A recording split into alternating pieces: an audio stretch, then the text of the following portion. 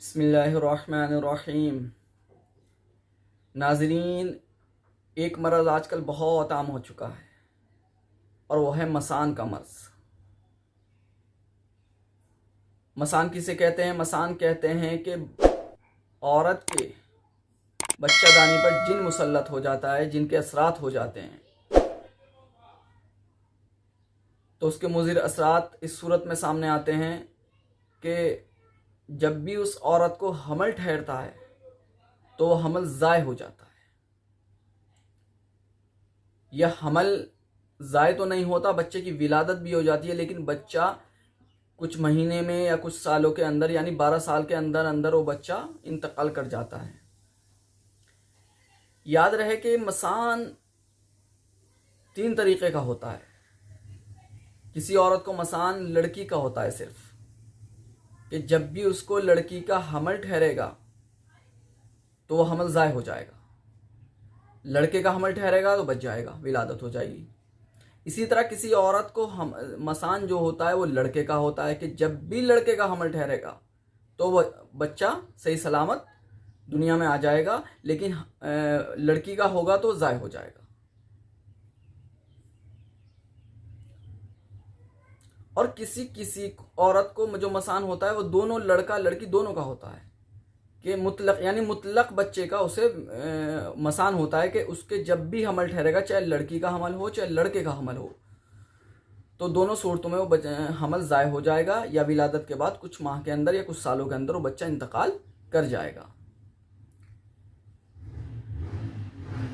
دیکھیے، اس مسان کی ظاہر بات ہے کہ اب انسان شروع میں سمجھتا نہیں، جب بچے ضائع ہوتے ہیں، حمل ضائع ہوتا ہے، یا بچے ولادت کے بعد بار بار انتقال کر جاتا ہے، تو والدین سمجھ نہیں پاتے، وہ سمجھتے ہیں کوئی ڈاکٹری مرض، کوئی جسمانی مرض ہے، تو وہ ڈاکٹر کی طرف جاتے ہیں۔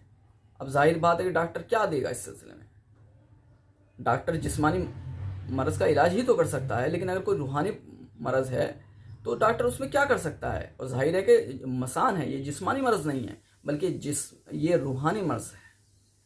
تو ظاہر ہے کہ اب یہ روحانی مرض ہے تو اس کا علاج دوائیوں سے نہیں، اس کا علاج اعمال سے ہوگا، قرآنی آیات سے ہوگا، اسماء الہی سے ہوگا۔ تو دوستو، اس مسان کے بہت سے علاج ہیں، آپ اپنے کسی معتبر عامل سے اس کا مسان کا علاج کرا سکتے ہیں۔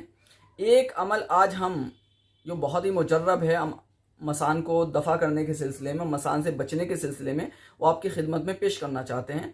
آپ بھی اس عمل سے فائدہ اٹھا سکتے ہیں، اور اپنے متعلقین یا احباب میں کوئی بھی ایسی عورت جو مسان کی بیماری میں مبتلا ہو اور اس کے بار بار حمل ضائع ہو رہے ہوں، تو اس کو یہ عمل بتائیں۔ ہو سکتا ہے آپ کی ہاتھوں کی ذرا سی حرکت، ذرا سی جد و جہد کسی کی پریشانی دور کر دے، اور اس کا نتیجہ آپ کی مغفرت کا سبب بن جائے۔ بہرحال دوستو، عمل بہت آسان ہے۔ عمل یہ ہے کہ جس عورت کو مسان کی بیماری ہے، وہ عورت جو مسان کی بیماری میں مبتلا ہے، اس کے بچے بار بار ضائع ہو رہے ہیں، جب وہ اس کے حمل ٹھہر جائے، دھیان سے سنیے، جب اس کے حمل ٹھہر جائے تو اس کے قد کے برابر سرخ رنگ کا سوتی ڈورا لیا جائے گا، اور کہاں سے ناپا جائے گا؟ دونوں بھووں کے درمیان میں جو ناک کی جڑ ہوتی ہے، یہاں سے لے کر پاؤں کے انگوٹھے تک ناپا جائے گا۔ تو جب ایک ڈورا آپ ناپ لیں تو اس کے برابر 6 ڈورے اور اس میں شامل کر لیں، تو گویا کہ 60 ڈورے ہو جائیں گے، سرخ رنگ کے سوتی ڈورے۔ تو دوستو، ان ڈوروں کے اندر 7 گرہ آپ کو لگانی ہے، اور ہر گرہ پر آپ کو 4 قل پڑھنے ہیں، اور چاروں قل کے ساتھ قرآن کریم کی یہ آیت وَاصْبِرْ وَمَا صَبْرُكَ إِلَّا بِاللَّهِ وَلَا تَحْزَنْ عَلَيْهِمْ وَلَا تَكُ فِي ضَيْقٍ مِّمَّا يَمْكُرُونَ إِنَّ اللَّهَ مَعَ الَّذِينَ اتَّقَوْا وَالَّذِينَ هُمْ مُحْسِنُونَ۔ چاروں قل اور یہ آیت کریمہ پڑھ کر اس گرہ کے اندر دم کرنا ہے، یعنی جب آپ گرہ لگائیں تو جب گرہ لگانے کے بعد آپ نے دیکھا ہوگا گرہ کو ٹائٹ کرنے سے پہلے وہ اس میں گول دائرہ بنتا ہے، تو اس گول دائرے کے اندر آپ کو دم کرنا ہے چاروں قل اور یہ آیت کریمہ جو میں نے آپ کو پڑھ کر سنائی ہے۔ اس طرح 7 گرہ لگانی ہے، اور ہر گرہ کو ٹائٹ کرنے سے پہلے، بالکل باندھنے سے پہلے جو گولا بنتا ہے اس کے اندر چاروں قل اور وہ آیت کریمہ پڑھ کے دم کرنا ہے۔ تو 7 مرتبہ اس طرح پڑھنا ہے، پھر وہ گنڈا اس اس عورت کے گلے میں لٹکانا ہے جس کو مثان کی بیماری ہے اور وہ حمل سے ہے اس وقت. یاد رہے کہ حمل ٹھہرنے کے بعد ہی یہ عمل کرنا ہے، حمل ٹھہرنے سے پہلے یہ عمل نہیں کرنا. جب حمل ٹھہر جائے گا تو آپ اس عمل کو کر لیں، اور اگر آپ اس کے اہل نہیں ہیں تو اپنے قریبی کوئی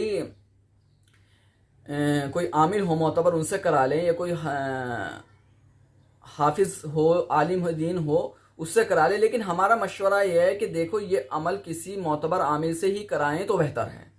اس کی وجہ ہے دوستو، کبھی کبھی اگر جنات کے مسئلے میں غیر عامل کوئی ہاتھ ڈالتا ہے تو اس کو رجت کا اندیشہ ہو جاتا ہے.